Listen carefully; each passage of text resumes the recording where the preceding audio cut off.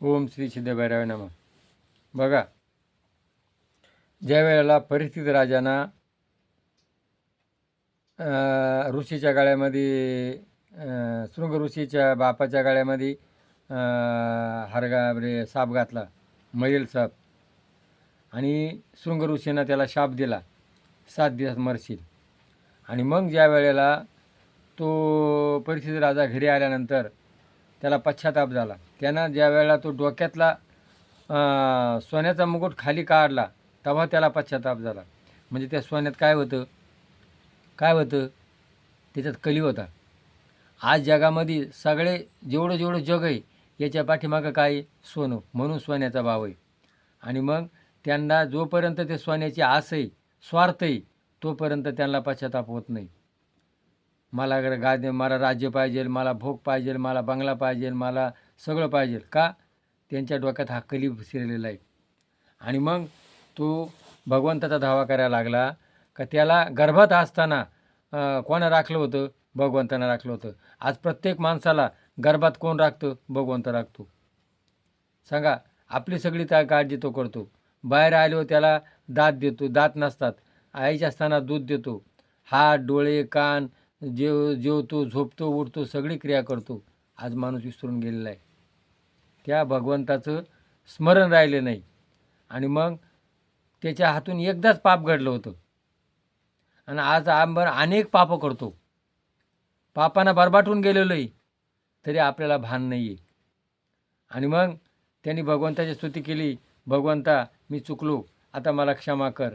आणि त्याने अनेक ऋषीपाशी गेला, त्याच्या पापाचं मुक्त करण्याकरता कोणीच तयार होईना. आणि मग ज्या वेळेला भगवंताचं स्मरण केलं त्यावेळेला भगवंताने काय केलं? आता याला मरणाच्या याच्यातून कोण मुक्त करणार आहे? आणि मग शिवशंकर ब्रह्मजन्म देतो, विष्णू सांभाळतो आणि शंकराच्या हातात आहे. आणि मग सुखदेव हा शंकराचा अवतार आहे. आणि मग त्यांनी सुखदेवाला आज्ञा केली. सुखदेव हे शंकराचंच रूप आहे काय? आणि मग तो सुखदेव अंगावर कपडा नाही, करगोटा नाही, लांब लांब केस आणि एक 14 वर्षाचं रूप. आणि असं तो सुखदेव वाटानं चालत चालला त्याच्याकडं. त्यावेळेला वाटातले मुलं नागवा बाबा आला अशी मुलं ओरडू लागली.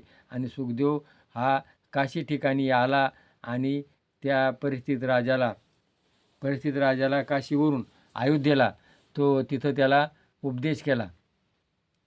आणि मग ते जे ज्ञान आहे, सुखाचं ज्ञान, हे स्वतः व्यासानी कानाने ऐकलं. आपल्या मुलांना सांगितलेलं ज्ञान कासानं ऐकलं. आणि ते निमित्त कशाचं होतं? परीक्षिताचं होतं. गीता भगवंताने अर्जुनाला सांगितली, ते निमित्त कोणाचं होतं? अर्जुनाचं. पण ती गीता कोणा करताय? आपल्या करताय. सुखदेवानं जे भागवत सांगितलं, गीता भागवत करीती श्रवण, अखंड चिंतन विठोबाचे, ते कोणा करताय? आपल्या करताय. म्हणून जर आत्मउद्धार करायचा असेल तर प्रत्येकाने